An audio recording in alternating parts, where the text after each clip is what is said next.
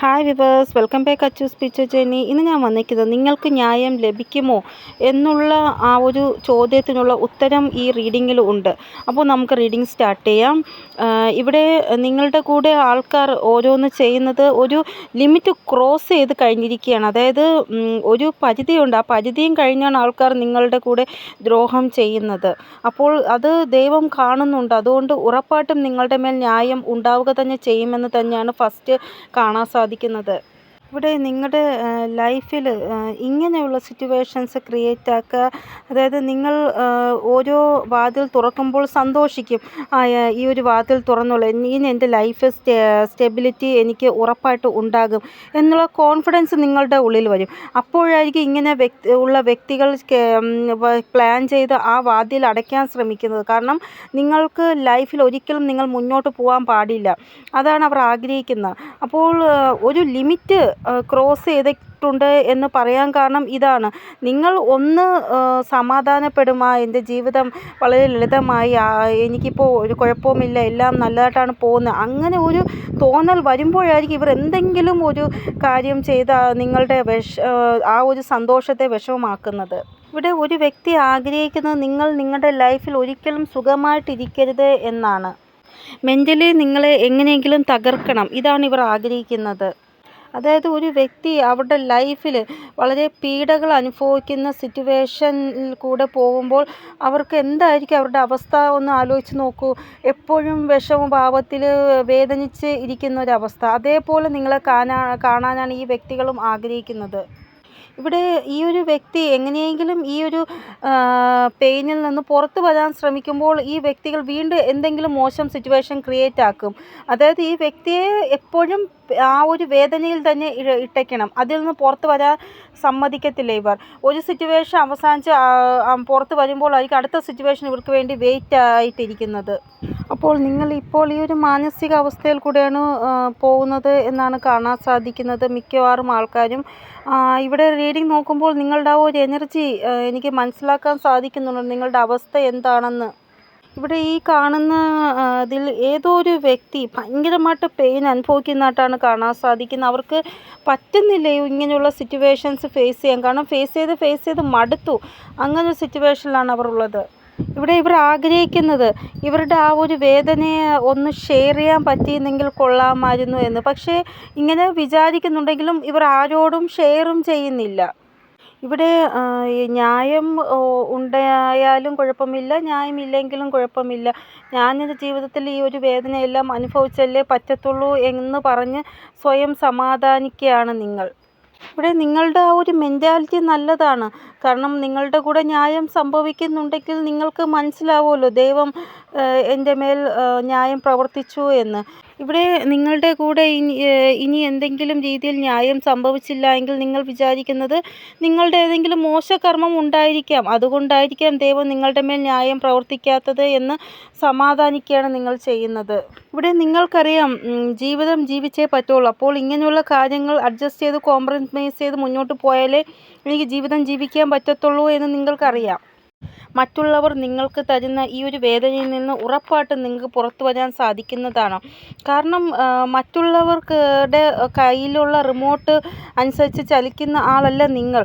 നിങ്ങൾക്ക് ഒരു സ്വന്തമായിട്ടുള്ള ജീവിതമുണ്ട്. അപ്പോൾ ആ ഒരു ജീവിതം നിങ്ങളുടെ ഇഷ്ടപ്രകാരം ജീവിക്കാൻ ശ്രമിക്കുക.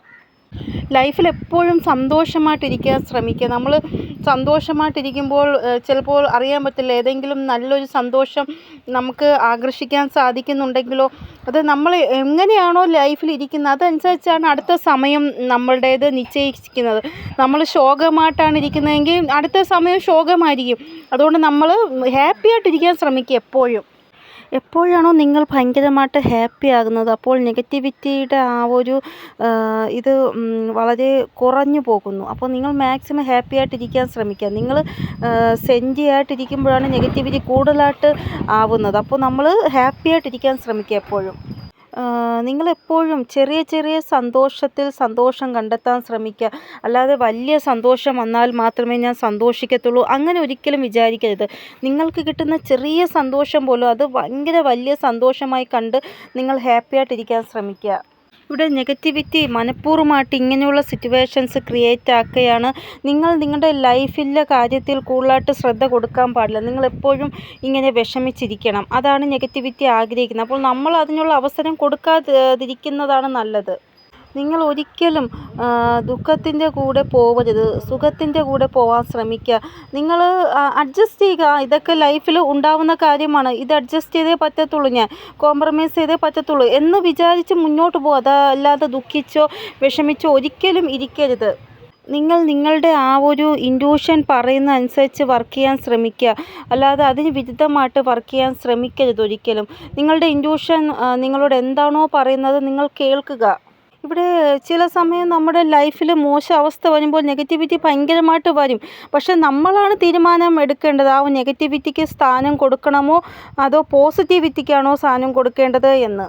ഇവിടെ നിങ്ങൾ എത്രത്തോളം സന്തോഷിക്കുമോ ആ ഒരു സന്തോഷത്തിൽ ഒരു രഹസ്യമുണ്ട്. അതായത് നിങ്ങൾ സന്തോഷിക്കും തോറും അടുത്ത സന്തോഷം നിങ്ങളുടെ ലൈഫിൽ ആകർഷിച്ചുകൊണ്ടേയിരിക്കും. നിങ്ങൾ എത്രത്തോളം വിഷമിക്കുമോ അത്രത്തോളം വിഷമം ലൈഫിൽ ആകർഷിച്ചുകൊണ്ടിരിക്കും നിങ്ങൾ. അതുകൊണ്ട് നിങ്ങൾ എപ്പോഴും ഹാപ്പി ആയിട്ടിരിക്കാൻ ശ്രമിക്കുക. നെക്സ്റ്റ് സന്തോഷത്തെ ആകർഷിക്കാൻ വേണ്ടിയെങ്കിലും നിങ്ങൾ ഹാപ്പി ആയിട്ടിരിക്കാൻ ശ്രമിക്കുക നിങ്ങളുടെ ലൈഫിൽ. എനിക്കറിയാം നിങ്ങൾ കുറച്ചൊന്ന് സന്തോഷിക്കാൻ ശ്രമിക്കുമ്പോഴേ ഇങ്ങനെയുള്ള വ്യക്തികൾ എന്തെങ്കിലും പ്രശ്നം നിങ്ങളുടെ ലൈഫിൽ സൃഷ്ടിക്കും. അപ്പോൾ നിങ്ങൾ അത് ആലോചിച്ച് ചിന്തിച്ച് വിഷമിച്ചിരിക്കും. അങ്ങനെ വീണ്ടും നെഗറ്റിവിറ്റി നിങ്ങളുടെ ലൈഫിലേക്ക് കൂടുതലായിട്ട് വരും. അപ്പോൾ അതിന് നിങ്ങൾ അവസരം കൊടുക്കരുത് ഇനിയെങ്കിലും.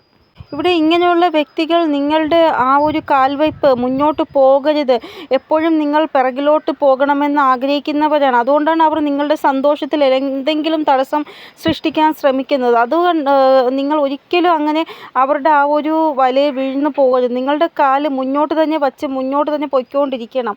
ഇങ്ങനെയുള്ള ആൾക്കാർ സമൂഹത്തിൽ ഒത്തിരി ഉണ്ട്, നമ്മുടെ ആ ഒരു കാല് പിന്നോട്ട് വലിക്കാൻ ശ്രമിക്കുന്ന. അപ്പോൾ അവരെല്ലാം നമ്മൾ ലെറ്റ് ഗോ ചെയ്ത് മുന്നോട്ട് പോവുക തന്നെ വേണം. ഇവിടെ ഉറപ്പായിട്ടും നിങ്ങളുടെ മേൽ ന്യായം ഉണ്ടാവുക തന്നെ ചെയ്യും. പക്ഷെ കുറച്ച് ഒരു സമയമെടുക്കുമെന്നാണ് കാണാൻ സാധിക്കുന്നത്. ഇപ്പോൾ നിങ്ങളുടെ എനർജി അങ്ങനെയാണ്. അതായത് ന്യായം കിട്ടിയാലും ഇല്ലെങ്കിലും കുഴപ്പമില്ല, എൻ്റെ ജീവിതം ഞാൻ ജീവിച്ച് മുന്നോട്ട് പോകും, അങ്ങനെ ഒരു അവസ്ഥയിലാണ് നിങ്ങൾ ഉള്ളത്. കാരണം അത്രമാത്രം നിങ്ങൾ ന്യായത്തിന് വേണ്ടി പ്രാർത്ഥിച്ച ഒരു സമയം ഉണ്ടായിരുന്നു. അപ്പോഴൊന്നും ഈ ഒരു ന്യായം സംഭവിച്ചില്ല. ഇപ്പോൾ നിങ്ങൾ ആ ഒരു ഒഴുക്കിനെതിരെ നീന്തുന്ന അവസ്ഥയിലേക്ക് വന്നു കഴിഞ്ഞു. നിങ്ങൾക്ക് ഉറപ്പായിട്ടും ന്യായം ലഭിക്കുക തന്നെ ചെയ്യും. എത്ര താമസിച്ചായാലും ന്യായം ലഭിക്കുക തന്നെ ചെയ്യും. ക്യാഷിൻ്റെ ആധാരത്തിലും നിങ്ങൾക്ക് വിഷമം ലഭിച്ചതായിട്ട് കാണാൻ സാധിക്കുന്നു. നിങ്ങളുടെ ഹെൽത്തിൻ്റെ ആധാരത്തിലും നിങ്ങൾക്ക് വിഷമം ലഭിച്ചതായിട്ട് കാണാൻ സാധിക്കുന്നു. നിങ്ങളുടെ പേഴ്സണൽ ലൈഫ് റിലേറ്റഡ് ആയിട്ടും നിങ്ങൾക്ക് വിഷമം ലഭിച്ചതായിട്ട് കാണാൻ സാധിക്കുന്നു. ഇവിടെ നിങ്ങളെ ഐസൊലേറ്റ് ആക്കി വയ്ക്കാൻ ശ്രമിച്ചു ഇങ്ങനെയുള്ള ആൾക്കാർ. അതായത് ആൾക്കാരുമായിട്ട് കൂടുതലൊന്നും സംസാരമൊന്നും വേണ്ട, നിങ്ങളെപ്പോഴും ഐസൊലേറ്റഡ് ആയിട്ടിരിക്കണം, അങ്ങനെയൊക്കെ ഇവർ തീരുമാനിച്ച് പ്ലാൻ ചെയ്ത് നിങ്ങളെ അങ്ങനൊരു അവസ്ഥയിലേക്ക് കൊണ്ടുവന്നു. ഇവർ ആഗ്രഹിച്ചത് മറ്റുള്ളവർ നിങ്ങളെ ഒരിക്കലും ഹെൽപ്പ് ചെയ്യാൻ പാടില്ല എന്നായിരുന്നു. ഇവിടെ നിങ്ങളുടെ ഭാവി റിലേറ്റഡ് ആയിട്ട് നിങ്ങൾ ഒട്ടും തന്നെ ചിന്തിക്കാൻ പാടില്ല. നിങ്ങളെപ്പോഴും പ്രസൻറ്റ് സിറ്റുവേഷൻ അല്ലെങ്കിൽ പാസ്റ്റ് സിറ്റുവേഷൻ ആലോചിച്ച് വിഷമിച്ചിരിക്കണം. ഫ്യൂച്ചറിനെ കുറിച്ച് ചിന്തിക്കാൻ പാടില്ല. അതായിരുന്നു ഇവരുടെ ആഗ്രഹം. കൂടാതെ നിങ്ങളുടെ ലൈഫ് നോക്കി നിങ്ങൾക്ക് ഗീവ് അപ്പ് ചെയ്യേണ്ട ഒരു അവസ്ഥയിൽ വരെ ഇവർ കൊണ്ടെത്തിച്ചു നിങ്ങളെ. അപ്പോൾ ഈ രീതിയിൽ ഒരു വ്യക്തിയുടെ മൈൻഡിൽ ഇങ്ങനെയുള്ള സിറ്റുവേഷൻസ് ക്രിയേറ്റ് ആക്കി ഇവർ എന്ത് വലിയ മൈൻഡ് ഗെയിമാണ് കളിച്ചതെന്ന് നോക്കൂ ഈ വ്യക്തികൾ. അതായത് നിങ്ങൾ ഒരിക്കലും മുന്നോട്ട് പോകാൻ പാടില്ല ലൈഫിൽ. നിങ്ങളിങ്ങനെ നിങ്ങളുടെ ഹെൽത്ത് ഇഷ്യൂ ആലോചിച്ച്, നിങ്ങളുടെ പേഴ്സണൽ ലൈഫ് ആലോചിച്ച്, നിങ്ങളുടെ പൈസയുടെ ബുദ്ധിമുട്ട് ആലോചിച്ച് എപ്പോഴും സ്റ്റക്കായിട്ട് ഇങ്ങനെ ഇരിക്കണം, മുന്നോട്ട് പോകാൻ പാടില്ല. അതായിരുന്നു ഇവരുടെ പ്ലാനിങ്. എപ്പോഴൊക്കെ ജൂപ്പിറ്റർ ഗ്രഹം നിങ്ങളുടെ ലൈഫിൽ നല്ലൊരു അവസ്ഥയിൽ വരും അപ്പോഴെല്ലാം നിങ്ങൾ ഒരിക്കലും ആഗ്രഹിക്കാത്ത രീതിയിലുള്ള ന്യായം നിങ്ങൾക്ക് കാണാൻ സാധിക്കുന്നതാണ്. അതായത് സഡൻ ആയിട്ടൊരു ന്യായം നിങ്ങളുടെ ലൈഫിൽ ഉണ്ടാവുന്നതാണ്. അതായത് നിങ്ങൾ പോലും ചിന്തിക്കാത്ത രീതിയിലുള്ള സഡൻ ആയിട്ടുള്ള ന്യായം. നിങ്ങൾക്ക് ന്യായം ലഭിക്കാൻ തുടങ്ങുമ്പോൾ 555 നമ്പർക്കുള്ളായിട്ട് നിങ്ങൾക്ക് കാണാൻ സാധിക്കും. ഇവിടെ റീഡിങ്ങിൽ കാണാൻ സാധിക്കുന്നത് ഗുരുകൃപ നിങ്ങളുടെ മേൽ ഉള്ളതായിട്ടാണ് കാണാൻ സാധിക്കുന്നത്. അതുകൊണ്ട് രോഗം, ഋണം, ശത്രു ഈ മൂന്നിൽ നിങ്ങൾ വിജയം കൈവരിക്കും എന്ന് തന്നെയാണ് കാണാൻ സാധിക്കുന്നത്. കാരണം ഗുരു ഭഗവാനെ നിങ്ങൾ എപ്പോഴും സ്മരിക്കുക. ആ ദൈവത്തിൻ്റെ കൃപ നിങ്ങളുടെ കൂടെ എപ്പോഴും ഉണ്ട്. ഇവിടെ വയറ് റിലേറ്റഡ് ആയിട്ട് എന്തോ ഒരു ബുദ്ധിമുട്ട്, ഹെൽത്ത് ഇഷ്യൂ നിങ്ങൾക്ക് ഉള്ളതായിട്ടാണ് കാണാൻ സാധിക്കുന്നത്. അത് ഉടനെ തന്നെ മാറുന്നതാണ്. ഇവിടെ ആൾക്കാർ നിങ്ങളിൽ നിന്ന് പൈസ ചുമ്മാ കടം വാങ്ങിക്കുന്നു. നിങ്ങൾക്ക് ബഡ്ജറ്റ് അനുസരിച്ച് ജീവിക്കാൻ പറ്റാത്ത ഒരവസ്ഥ. ആവശ്യമില്ലാതെ ആൾക്കാർ വന്ന് പൈസ വാങ്ങിക്കുന്നു. പക്ഷേ നിങ്ങൾ ചോദിച്ചാലോ ആരും തിരിച്ചു തരുന്നുമില്ല. അങ്ങനെ ഒരവസ്ഥ. നിങ്ങൾ ഭയങ്കരമായിട്ട് ക്യാഷിൻ്റെ കാര്യത്തിൽ ബുദ്ധിമുട്ടുന്ന അവസ്ഥ. അതിലെല്ലാം ഒരു മാറ്റം നിങ്ങൾക്ക് ഉണ്ടാവുന്നതാണ്. അതായത് നിങ്ങൾക്ക് ഒരു ലിമിറ്റുണ്ട് നിങ്ങളുടെ ആ ഒരു ചിലവ് സംബന്ധമായിട്ട്. ആ ലിമിറ്റിനപ്പുറം നിങ്ങളെക്കൊണ്ട് കാശ് ചിലവാക്കുന്ന അവസ്ഥ പല ആൾക്കാരും ചേർന്ന്. അങ്ങനെ നിങ്ങൾക്ക് ബഡ്ജറ്റിനപ്പുറം കാശ് ആവശ്യമായി വരുന്നു ഓരോ മാസവും. അങ്ങനെ ബുദ്ധിമുട്ടുന്ന അവസ്ഥ. ഇവിടെ ഇപ്പോൾ നിങ്ങൾക്കൊരു ആവശ്യം വന്നു ക്യാഷ് റിലേറ്റഡ് ആയിട്ട്. അപ്പോൾ നിങ്ങളെ സഹായിക്കാൻ ആരും തന്നെ ഇല്ല. നിങ്ങൾ എപ്പോഴും എല്ലാവരെയും സഹായിച്ചുകൊണ്ടിരുന്നു. നിങ്ങൾക്കിപ്പോൾ ഒരു ആവശ്യം വന്നപ്പോൾ ആരും തന്നെ നിങ്ങളെ സഹായിക്കുന്നില്ല. ഇവിടെ പൈസ നിങ്ങൾ അങ്ങോട്ട് ചോദിക്കുമ്പോൾ അവർ പറയുന്നത് നിങ്ങൾ എന്ത് തന്നിട്ടാണ് എൻ്റെ അടുത്ത് ചോദിക്കുന്നത് എന്നുള്ള രീതിയിലാണ് അവർ നിങ്ങളോട് ചോദിക്കുന്നത് ക്വസ്റ്റ്യൻസ്. അവർ ചിലപ്പോൾ ഇങ്ങനെയും ചോദിക്കും, നിങ്ങളുടെ അടുത്ത് ഇത്രയും പൈസ ഉണ്ടായിരുന്നല്ലോ, ഇത്രയും പൈസ നിങ്ങൾ എന്ത് ചെയ്തു, എവിടെ പോയി ഈ പൈസ എന്ന്. നിങ്ങൾ ഇവർക്ക് ചിലവാക്കിയതിൻ്റെ ആ ഒരു കണക്കൊന്നും അവർ പറയത്തില്ല. നിങ്ങളുടെ കയ്യിലുണ്ടായിരുന്ന പൈസ എവിടെ പോയി അങ്ങനെയായിരിക്കും പറയുന്നത്. എല്ലാ കുറ്റവും നിങ്ങളുടെ മേലായിരിക്കും ഇവർ പറയുന്നത്. ഇവിടെ ചിലപ്പോൾ നിങ്ങൾ ക്യാഷ് ഇല്ലാത്ത കാരണം ആരുടെയെങ്കിലും കടം മേടിച്ചിട്ടുണ്ടാവും. അപ്പോൾ നിങ്ങൾക്ക് ഭയങ്കരമായിട്ട് ചിന്ത ഭരിക്കുകയാണ്, എങ്ങനെ ഈ പൈസ ഞാൻ തിരിച്ചടയ്ക്കും, എങ്ങനെ ഈ പൈസ ചിലപ്പോൾ ലോൺ എടുത്തിട്ടുണ്ടാവും ആവശ്യങ്ങൾക്ക് വേണ്ടി, ഞാൻ എങ്ങനെ തിരിച്ചടയ്ക്കും, ആര് തരും എന്നുള്ള രീതിയിൽ വിഷമിക്കുന്നു. അതിൻ്റെ കൂടെ ഈ ഹെൽത്ത് സംബന്ധമായിട്ടുള്ള പ്രോബ്ലംസും നിങ്ങൾക്ക് ഫേസ് ചെയ്യേണ്ട അവസ്ഥ. ഇവിടെ തലയിൽ ഭയങ്കരമായിട്ടൊരു ഭാരം, എപ്പോഴും തലവേദന, ഇതും നിങ്ങൾക്ക് ഉണ്ടാവുന്നതായിട്ട് കാണാൻ സാധിക്കുന്നു. ഈ ഒരു തലവേദന ഉള്ളത് കാരണം നിങ്ങൾക്ക് നിങ്ങളുടെ ജോലിയിൽ ഫോക്കസ് ചെയ്യാൻ സാധിക്കുന്നില്ല. ഇവിടെ നിങ്ങളുടെ ലൈഫിൽ ഈ ഒരു സെയിം സിറ്റുവേഷൻ ഉറപ്പായിട്ടും ഉണ്ടായിട്ടുണ്ടാകും. ഈ ഒരു സിറ്റുവേഷൻ്റെ കൂടെ വേറൊരു സിറ്റുവേഷൻ കണക്റ്റഡ് ഉള്ളത്. ഇവിടെ ഇപ്പോഴത്തെ ആ ഒരു സമയം വച്ച് നോക്കുമ്പോൾ കാണാൻ സാധിക്കുന്നത് നിങ്ങളുടെ കൂടെ ഈ ഒരു കാര്യത്തിലുള്ളൊരു ന്യായം ഉറപ്പായിട്ടും ഉണ്ടാവുക തന്നെ ചെയ്യുമെന്നാണ് കാണാൻ സാധിക്കുന്നത്. അതായത് നിങ്ങൾ ഈ രണ്ട് സിറ്റുവേഷനിൽ ഗീവ് അപ്പ് ചെയ്യാനുള്ള ആ ഒരു അവസ്ഥയിൽ വന്നിരിക്കുകയാണ്. ഒരു സൈഡ് പൈസയുടെ ആ ഒരു ബുദ്ധിമുട്ട്, ഒരു സൈഡ് ഹെൽത്ത് ഇഷ്യൂ. രണ്ട് സിറ്റുവേഷനിലും കൂടെ ഭയങ്കരമായിട്ട് വിഷമം അനുഭവിക്കുകയാണ്. ഇല്ല, എനിക്ക് മതിയായി, ഞാൻ ഗീവ് അപ്പ് ചെയ്യാൻ പോകുന്നു. ആ ഒരു അവസ്ഥയിൽ നിങ്ങൾ വന്നിരിക്കുകയാണ്. അപ്പോഴായിരിക്കും നിങ്ങളുടെ മേലൊരു ന്യായം ഉണ്ടാവുന്നത്. ഈ ഒരു സമയം ഇനി എന്നെക്കൊണ്ട് ഒന്നും സഹിക്കാൻ വയ്യ, എൻ്റെ ചിന്തകൾക്കും അപ്പുറത്താണ് എൻ്റെ ലൈഫിൽ പല കാര്യങ്ങളും സംഭവിച്ചുകൊണ്ടിരിക്കുന്നത്, ഇനി എനിക്ക് മതിയായി എന്നുള്ള അവസ്ഥയിലും കൂടെയാണ് നിങ്ങളിപ്പോൾ പൊയ്ക്കൊണ്ടിരിക്കുന്നത്. അതായത് നിങ്ങൾ ചിന്തിക്കുന്നത് നിങ്ങളൊരു വ്യക്തിയാണ്, അല്ലാതെ ദേവതയെന്നുമില്ല ഇത്രമാത്രം വിഷമം അനുഭവിക്കാൻ എന്നാണ് നിങ്ങൾ ചിന്തിക്കുന്നത്. ഇപ്പോൾ നിങ്ങളുടെ ഹൃദയം, നിങ്ങളുടെ ആത്മാവ് വളരെയധികം തളർന്ന അവസ്ഥയിലാണ് ഉള്ളത്. നിങ്ങളെക്കൊണ്ട് ഒട്ടും തന്നെ സാധിക്കുന്നില്ല. ഇവിടെ എല്ലാ രീതിയിലും നിങ്ങൾ ഗീവ് അപ്പ് ആകുന്ന അവസ്ഥയിലായി കഴിഞ്ഞു. കാരണം ദൈവമേ, ഇനി ഒരു അടി പോലും എന്നെക്കൊണ്ട് പറ്റുന്നില്ല, അത്രമാത്രം വയ്യ, ഞാൻ അനുഭവിച്ച് കഴിഞ്ഞു. ഇവിടെ നിങ്ങൾ ഏത് രീതിയിലുള്ള വിഷമമാണോ അനുഭവിച്ചുകൊണ്ടിരിക്കുന്ന ആ വിഷമത്തിൽ ഒരു ന്യായം ഉറപ്പായിട്ടും ഉണ്ടാവുക തന്നെ ചെയ്യും. എന്ത് കാര്യത്തിലാണോ നിങ്ങൾ കൂടുതലായിട്ട് വിഷമിക്കുന്നത് ആ ഒരു കാര്യമായിരിക്കും അവസാനിക്കാൻ പോകുന്നത്. അതിലായിരിക്കും നിങ്ങൾക്ക് ന്യായം ലഭിക്കാൻ പോകുന്നത്. ഇവിടെ ഉറപ്പായിട്ടും നിങ്ങളുടെ മേൽ ന്യായം സംഭവിക്കുക തന്നെ ചെയ്യും. അതായത് നല്ല രീതിയിൽ തന്നെ ഒരു ന്യായം നിങ്ങളുടെ മേൽ ഉണ്ടാവുന്നതായിട്ടാണ് കാണാൻ സാധിക്കുന്നത്.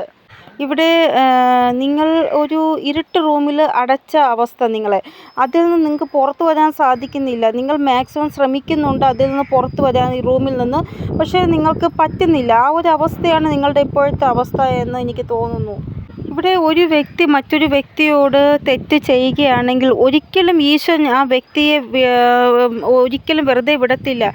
ആ വ്യക്തിക്ക് ഉറപ്പായിട്ടും ശിക്ഷ ലഭിക്കുക തന്നെ ചെയ്യും.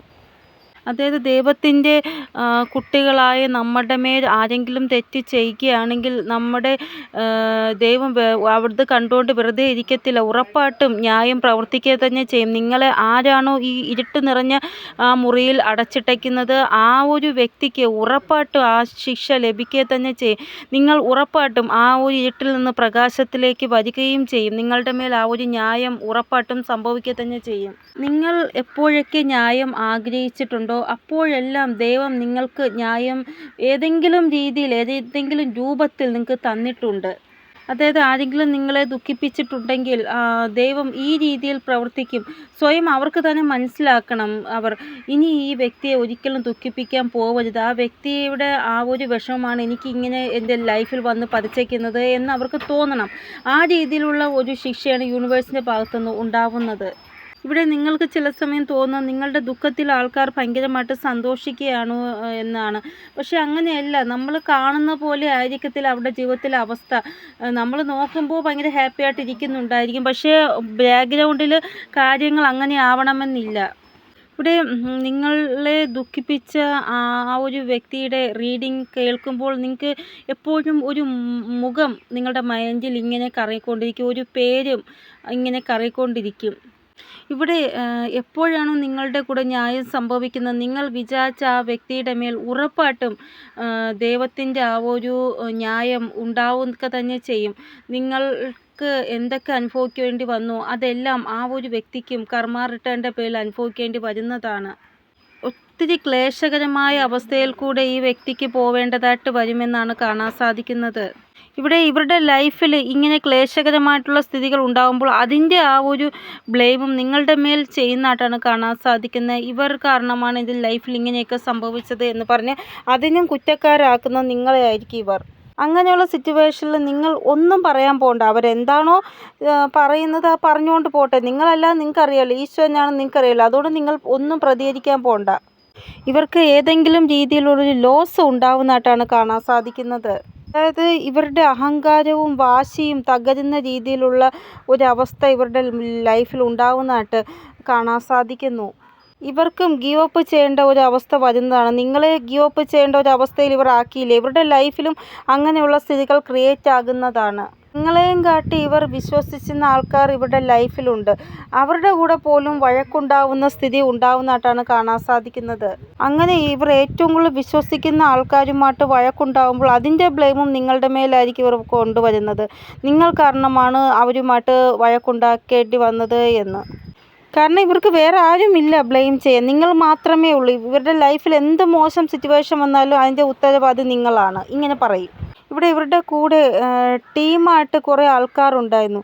ആ ടീമിലുള്ള ആൾക്കാരോടായിരിക്കും ഇവർ വഴക്കിടുന്നത്. അങ്ങനെ ഇവരുടെ ആ ഒരു ടീമെല്ലാം ഇവർക്കെതിരെ ആകുന്നതായിട്ടാണ് കാണാൻ സാധിക്കുന്നത്. ഇവിടെ വലിയ രീതിയിലുള്ള ഒരു വഴക്കായിരിക്കും ആ ഒരു ടീമുമായിട്ട് ഇവർക്ക് ഉണ്ടാവാൻ പോകുന്നത്. അത് പറയാൻ പോലും പറ്റത്തില്ല. ആ രീതിയിലുള്ള വഴക്കായിരിക്കും ഉണ്ടാവാൻ പോകുന്നത്.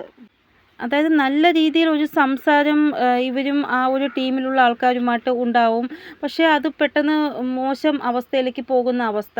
അതായത് ആ ഒരു സമയം അഹങ്കാരം, ഈഗോ ഇതെല്ലാം ഉണ്ടായി വലിയ വഴക്ക് ഉണ്ടാവുന്ന അവസ്ഥ ഇവരും ഇവരുടെ ടീമിലുള്ള ആൾക്കാരുമായിട്ട്. ഇവിടെ നിങ്ങൾ ആരാണോ ഈ ഒരു അവസ്ഥയിലാക്കിയത് അവരുടെ ആദ്യം എടുക്കുന്നത് അവരുടെ പവറാണ്. അതായത് ഇവർ എവിടെ പോയും ഒരു ടീമോടുകൂടെയാണ് പോകുന്നത്. അപ്പോൾ ആദ്യം ആ ഒരു ടീമിനെ തന്നെ, ഇവരുടെ ആ ഒരു പവറിനെ തന്നെ ആദ്യം ഈശ്വരൻ തകർക്കുകയാണ്.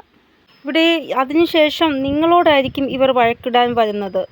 ഇവിടെ നിങ്ങൾക്ക് മനസ്സിലാക്കാൻ സാധിക്കുന്നു, നിങ്ങളുടെ കൂടെ മോശം ചെയ്തവർക്ക് കർമ്മ റിട്ടേൺ ഉണ്ടാവുകയാണ്. അതായത് അവർക്കൊരു ടീമുണ്ടായിരുന്നു. ടീമിലുള്ളവരുമായിട്ട് പരസ്പരം അങ്ങോട്ടും ഇങ്ങോട്ടും വഴക്കുണ്ടായി പിരിഞ്ഞിരിക്കുകയാണ് എന്ന് നിങ്ങൾക്ക് മനസ്സിലായാൽ ഇങ്ങനെയുള്ള വ്യക്തിയിൽ നിന്ന് എത്രത്തോളം അകലം പാലിക്കാമോ അത്രത്തോളം നിങ്ങൾ അകലം പാലിക്കുക. ഇല്ലെങ്കിൽ വീണ്ടും ഈ വ്യക്തി നിങ്ങളോട് ഭയങ്കരമായിട്ട് വഴക്കിടാൻ വരും. അതുകൊണ്ടാണ് ഞാൻ പറയുന്നത്. ഇവിടെ ഈ ഒരു വ്യക്തി ഇപ്പോൾ ഈ ഒരു അവസ്ഥയിലാണ്. ആരോടെങ്കിലും വഴക്കിടാൻ വേണ്ടി എന്തെങ്കിലും കാരണം കണ്ടെത്താൻ വേണ്ടി ശ്രമിക്കുന്നതായിട്ടാണ് കാണാൻ സാധിക്കുന്നത്. അതുകൊണ്ടാണ് ഞാൻ എത്രത്തോളം അകലം പാലിക്കാമോ അത്രത്തോളം അകലം പാലിക്കാൻ പറഞ്ഞത്. അതായത് നിങ്ങൾ ചിലപ്പോൾ ഇവരോട് സംസാരിക്കുമ്പോൾ ഇവരുടെ ഭാഗത്തുനിന്ന് വരുന്ന മോശം വാക്കുകൾ കുറച്ച് സമയമൊക്കെ കേട്ടുകൊണ്ടിരിക്കും. പക്ഷെ എല്ലാത്തിനും ലിമിറ്റില്ല. ആ ലിമിറ്റ് ക്രോസ് ചെയ്യുമ്പോൾ നിങ്ങൾ മിണ്ടാതിരിക്കുമോ? ഇല്ല, നിങ്ങളും പ്രതികരിക്കും. അപ്പോൾ അങ്ങനെ അവസ്ഥ വെറുതെ ഉണ്ടാവാതിരിക്കാൻ വേണ്ടിയാണ് നേരത്തെ ഞാൻ പറഞ്ഞത്. ഇനി അങ്ങനെ ഒരു സ്ഥിതി നിങ്ങളുടെ കൂടെ ക്രിയേറ്റ് ആയിട്ടുണ്ട് എങ്കിൽ പിന്നെ ഇവരുടെ മുഖത്ത് നോക്കാനോ ഇവരോട് സംസാരിക്കാനോ പോകരുത് നിങ്ങൾ. അതായത് നിങ്ങൾ തമ്മിലുള്ള ആ ഒരു വഴക്ക് ലീഗൽ ഇഷ്യൂ ആയിട്ട് മാറാൻ പാടില്ല. അങ്ങനെ ഒരു ഇതിലേക്ക് നിങ്ങൾ കൊണ്ടുപോകാൻ പാടില്ല. അതുകൊണ്ടാണ് ഞാൻ പറയുന്നത്. കാരണം നിങ്ങൾ ചിലപ്പോൾ മിണ്ടാതിരുന്നാലും ഇവർ മിണ്ടാതിരിക്കത്തില്ല. എന്തെങ്കിലും ഒരു പ്രശ്നം നിങ്ങളുടെ കൂടെ ഇവർ ഉണ്ടാക്കും. അതുകൊണ്ടാണ് ഇവരോട് എത്രത്തോളം ഡിസ്റ്റൻസ് വയ്ക്കാൻ പറ്റുമോ അത്രത്തോളം ഡിസ്റ്റൻസ് നിങ്ങൾ വയ്ക്കാൻ പറഞ്ഞത്.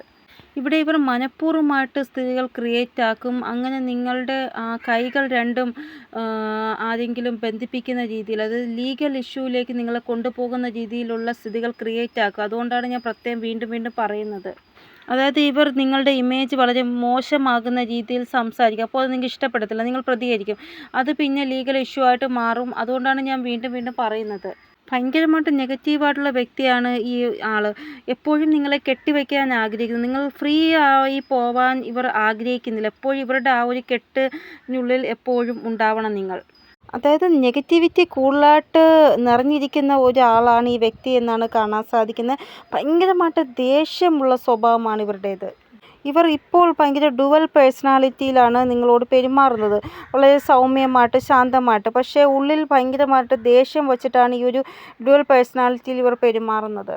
അതായത് ഒരു വ്യക്തിയുടെ ഇൻബിൽട്ട് ആയിട്ടുള്ള ഒരു സ്വഭാവം അത് നെഗറ്റീവ് ആണെങ്കിൽ പിന്നെ അവരെ ആർക്കും മാറ്റാൻ സാധിക്കത്തില്ല. ഇങ്ങനെയുള്ള വ്യക്തികൾ കുറച്ച് സമയത്തേക്ക് വേണമെങ്കിൽ ഒരു നാടകം പോലെ പോസിറ്റീവ് ആയിട്ട് സ്വഭാവം കാണിക്കും. പക്ഷേ അവരുടെ ആ ഒരു ഇൻബിൽട്ട് ആയിട്ടുള്ള സ്വഭാവം ഒരിക്കലും മറച്ചു വയ്ക്കാൻ അവരെ കൊണ്ട് സാധിക്കത്തില്ല. ഈ വ്യക്തി ഒരിക്കലും നിങ്ങൾക്ക് വേണ്ടി നല്ലതല്ല ചിന്തിക്കുന്നത് എന്നാണ് കാണാൻ സാധിക്കുന്നത്. ഇവരുടെ മനസ്സിൽ ഒന്നായിരിക്കും, പുറത്ത് ഷോ ചെയ്യുന്നത് വേറൊന്നായിരിക്കും. ആ രീതിയിലായിരിക്കും ഇവർ പെരുമാറുന്നത്.